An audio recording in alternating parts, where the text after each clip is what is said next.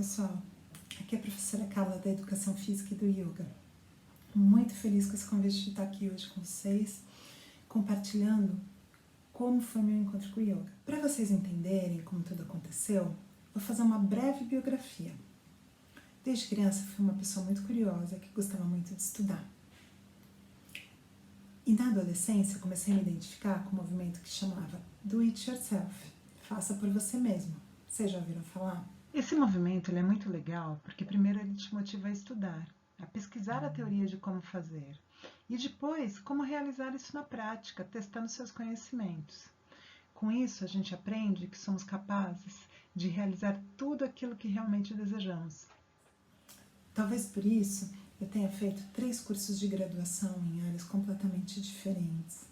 Eu tenha feito especialização em 2 áreas antagônicas. E muito embora as pessoas sempre me falassem que eu estava perdendo tempo, que parecia que eu não sabia o que eu queria, que não adiantava estudar coisas tão diferentes, eu sempre achava um ponto de convergência onde tudo se encaixava e eu sentia que com essa ampla gama de conhecimento, eu sentia uma expansão de consciência e sentia uma formação de um pensamento crítico. É a primeira dica. A primeira é: estude, forme a sua convicção, não tenha preconceitos, forme pós-conceitos. Então, quanto mais áreas de conhecimento você dominar, conhecer ou tiver uma noção, por mais ângulos você consegue resolver um problema e formar sua livre convicção, mesmo que ela seja diferente da maioria das pessoas. Então, abra sua mente, aprenda coisas novas, seja curioso. E a segunda dica que vem disso tudo é: valorizem a escola que vocês estão, valorizem a oportunidade de estudar. Não passem pelas disciplinas achando que você gosta de uma coisa, não gosta de outra, então a outra eu vou cumprir tabela, não vou prestar muita atenção, vou fazer o mínimo necessário. Às vezes a gente precisa desse conhecimento mais lá na frente. E você não precisa se tornar um expert, mas se você já tiver o conhecimento, uma noção, você já está alguns passos na frente. E vamos voltar agora lá para a minha biografia. Eu iniciei na atividade física e nos esportes praticando voleibol. E como técnica de voleibol, eu tive minha primeira lesão séria de joelho. E tive que passar por várias cirurgias e foi um problema crescente, até que esse joelho ruim acabou por sobrecarregar o bom. E eu cheguei num ponto que eu achei que eu tivesse que até que desistir da minha carreira, porque eu não estava mais conseguindo nem subir escada. E dizem que a gente aprende ou pelo amor ou pela dor. Eu prefiro sempre aprender pelo amor, mas é inevitável aprender pela dor também, né? Então, por causa desse joelho e de ter chegado nesse ponto tão crítico, quando eu fui num médico que eu admirava muito, né, que ele não está mais aqui entre nós, ele, por amor, recomendou que eu procurasse o yoga para curar a minha dor. Então, faz 10 anos que eu pratico yoga. Uma aula de yoga, geralmente, é formada pelas seguintes partes. Começa com uma interiorização, que é uma reflexão para o seu dia a dia, ou pode ser composta também de algum exercício de purificação, um kriya. Logo depois, a gente dá ênfase às respirações, para que eu consiga levar o foco da minha atenção para o meu corpo, para a minha respiração e para a minha mente. Logo depois começam a parte corporal propriamente dita, do aquecimento e dos asanas, que são as posturas básicas,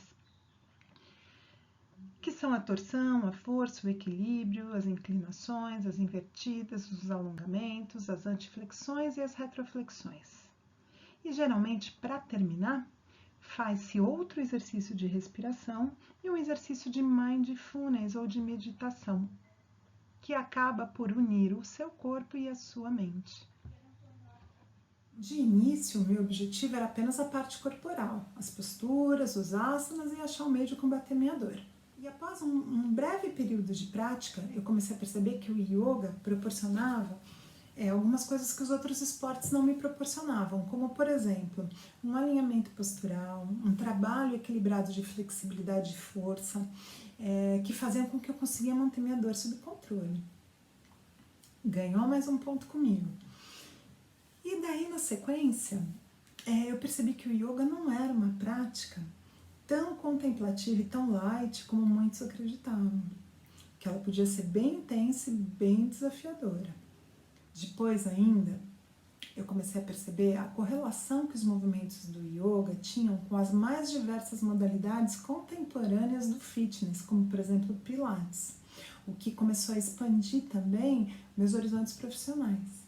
Por fim, eu dei meu braço a torcer e eu me rendi aos benefícios dos exercícios respiratórios e às práticas meditativas do yoga, os quais confesso que no começo, no início me incomodavam, pela inquietude e pela correria que eu estava acostumada a viver. Eu percebi que com apenas alguns minutos de exercício de respiração e de meditação, o cérebro realmente se modifica. Ele permite que você desenvolva um senso de domínio sobre os seus pensamentos, sobre os seus sentimentos, auxilia a identificar as suas emoções, diminui a ansiedade e incrementa as mensagens de calma e conforto. Isso tudo são ferramentas que podem ser utilizadas em qualquer situação difícil da sua vida. E existem inúmeras formas de se realizar a meditação. E a partir desse momento, onde todas as partes de uma aula de yoga me conquistaram, eu resolvi estudar mais a fundo essa ciência milenar. Porque os conhecimentos que eu aprendi se linkaram, se integraram de uma tal forma que tudo começou a fazer sentido, né? E deu uma sustentação teórica para tudo aquilo que eu acredito, tanto na minha prática pessoal quanto na minha prática profissional. E nesses meus estudos do yoga, o que mais me encantou foi que, muito embora a literatura diga que o yoga foi sistematizado por Patanjali há mais de 3.000 anos atrás, e a gente sabe que ele já existe bem antes disso, os seus conceitos são extremamente modernos. E quanto mais você estuda, a curiosidade e o conteúdo nunca acabam, eles só se ampliam, porque os seus conceitos são muito amplos e muito simples, e todos eles são muito aplicáveis no dia a dia. E eu vou trazer para vocês alguns deles, aqueles que mais fazem sentido para mim e que fazem parte do início de uma aula, denominado interiorização. Então, no início da aula, o professor sempre traz uma reflexão, e essas reflexões são baseadas nos preceitos éticos e morais do yoga, conhecidos como yamas e niyamas. E eles podem ser entendidos como a ética ou a filosofia do yoga, mas muito além disso, eles podem ser considerados como a ética universal. E se pensarmos mais criticamente, observamos que eles podem conter em seus ensinamentos o exercício de muitas capacidades socioemocionais que são tão valorizadas atualmente. Os yamas é aquilo que devemos deixar de fazer e os niyamas são as recomendações, aquilo que devemos fazer. O primeiro yama é o ahimsa, é a não violência. Entende-se como não causar nenhum tipo de dor a nenhum ser vivo, mas muito mais do que a violência é o respeito à vida, ao corpo, aos pensamentos e às outras pessoas. Significa também o respeito aos seus próprios limites. O segundo yama é o satya. Muito mais do que não mentir, é a veracidade, é a verdade que é o que realmente importa, e a importância de fazer coincidir pensamentos, palavras e ações.